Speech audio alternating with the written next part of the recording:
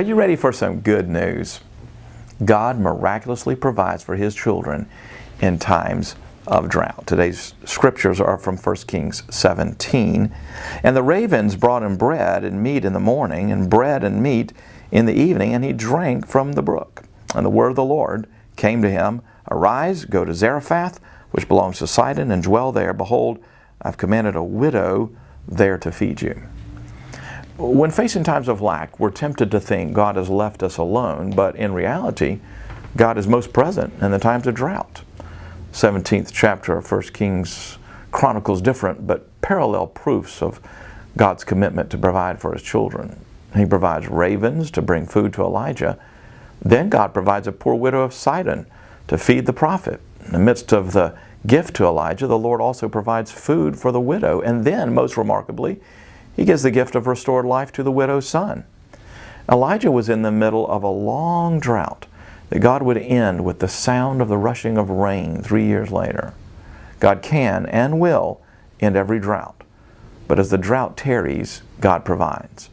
When the Apostle Paul pleaded with God to remove his thorn, a chronic, harassing, demonic spirit, God denied the request but issued a prevailing promise, My grace is sufficient for you. Of course, God could have stamped out the spiritual persecution that plagued Paul. And of course, Christ will one day return and end the spiritual battles you face. But now, in this in-between time, before Christ's return, God provides miraculous grace for you to face the searing heat and drought of any wilderness. When you face a drought, when the ease and comfort of life dries up, it isn't a sign that God has abandoned you. Quite the opposite. God uses droughts to prove His presence. When we want the thorn removed, sometimes God leaves it and instead gives us His power. When we want the drought ended, sometimes God leaves it and instead feeds us by the ravens.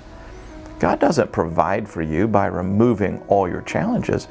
He provides for you by giving you ample grace to face the challenges. If you were never hungry, how would you find an appetite for food? If you're never in a drought, how would you ever savor the sweetness of cool water? If you're facing a drought, it's not a sign of God's absence. It's a promise of God's presence. And that's the gospel. That is today's daily devotional.